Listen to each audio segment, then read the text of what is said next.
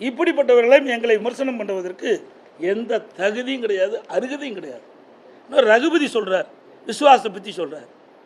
விசுவாசம் என்றால் என்ன விலை என்று கேட்கின்ற ரகுபதி அவர்களே, நீங்கள் எந்த இடத்துல இருந்து பேசுகிறீங்க? பொன்மனச்செம்மல் புரட்சித் தலைவர் எம்ஜிஆர் அண்ணா திமுகவை தோற்றுவித்த பொழுது தீய சக்தி திமுகவை விரட்ட வேண்டும் என்று தான் அந்த கட்சியை துவக்கினார். அதன் அடிப்படையில் தான் அனைத்து இந்திய அண்ணா திராவிட முன்னேற்ற கழகத்தில் வேட்பாளராக அன்னைக்கு போட்டியிட்டு அனைத்து இந்திய அண்ணா திராவிட முன்னேற்ற கழகத்துடைய தொண்டர் ரத்தத்தை வியர்வையாக சிந்தி உங்களை எம்எல்ஏ ஆக்கினாங்க. பிறகு மாண்புமிகு புரட்சித் தலைவி அம்மாள் உங்களை அமைச்சராக்கி இந்த நாட்டிற்கு அடையாளம் காட்டப்பட்டார். உங்களை அமைச்சராக்கி அடையாளம் காட்டப்பட்ட காரணத்தினால்தான் திமுகவில் நீங்கள் போய் சேருவதற்கு இடம் கிடைத்தது. அதை அந்த நன்றியை மறந்து எங்கள் அனைத்து இந்திய அண்ணா திராவிட முன்னேற்ற கழகத்தை விமர்சனத்துக்கு எந்த அருகதையும் ரகுபதிக்கு கிடையாது. அதே போல் இன்றைய தினம் பேசுகிறார் முதலமைச்சர் ஸ்டாலின். ஏதோ நான் முகத்தை மறைச்சிட்டு வந்த மாதிரி பேசுகிறேன். முகத்தை மறைக்க வேண்டிய அவசியம் எனக்கு எல்முனை அளவும் இல்லை. முகத்தை துடைத்தே நீங்கள் பத்திரிகையில் அதை சரியான முறையில் எடுத்து காண்பிக்கிற விதமாக காண்பித்து விட்டீர்கள். அது ஒரு விருப்பான செய்தியை உங்கள் பத்திரிகை வேண்டும் என்று எடுத்ததாக தான் நான் பார்க்கின்றேன். இதே ஸ்டாலின் அவர்கள் நான் பெரும்பான்மையை நிரூபிக்கின்ற பொழுது சட்டை கிழித்து கொண்டு வெளியிலே வந்து ஆர்ப்பாட்டம் நடத்தினார். உங்களுக்கு நன்றாக தெரியும். யார் சட்டை கிழித்து கொண்டு வருவார்கள்? மணலை பாதிக்கப்பட்டவர்கள் தான் சட்டை கிழிச்சிட்டார்கள். அப்படிப்பட்ட நிலையில் வந்தவர் என்னை பற்றி பேசுவதற்கு எந்த வித இதுவும் தார்மீகம் கிடையாது.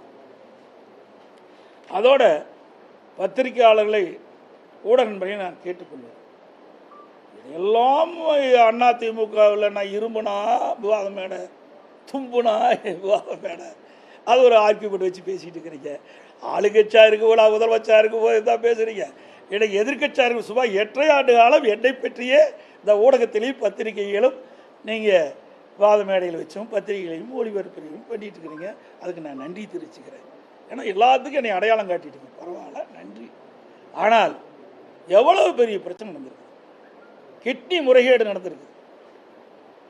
வறுமையை மையமாக பண்ணினோம், மையமாக வைத்து வறுமையை மையமாக வைத்து கிட்னியை முறைகேடாக திருடப்பட்டதாக செய்திகள் வெளிவந்து பத்திரிகை ஊடகத்தில் வெளிவந்து இந்த அரசாங்கமே அது ஒரு குழு அமைத்து அதை சோதனை நடத்தி நடந்தது உண்மை என்று வெளியிட்டிருக்காங்க. அது யார் நடந்தது? திமுக சட்டமன்ற உறுப்பினருடைய மருத்துவமனையில் நடந்ததாகத்தான் இந்த பத்திரிகையிலையும் ஊடகத்திலையும் வந்திருக்குது. அதில் அந்த உறுப்பு மாற்று அறுவை சிகிச்சை செய்கிறத அனுமதி மட்டும் ரத்து பண்ணியிருக்காங்க. அதற்கு மேல் முறைகேடு நடந்ததற்கு எந்த நடவடிக்கை எடுக்கப்படவில்லை.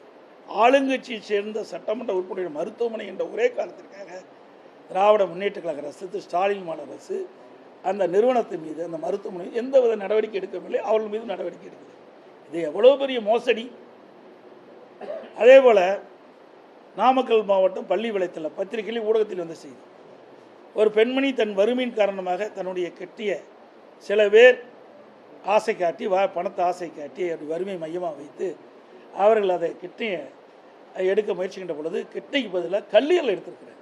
அதையும் அந்த பெண்மணி ஊடகத்தின் வாயிலாக பத்திரிகை வெளிப்படுத்தினாங்க.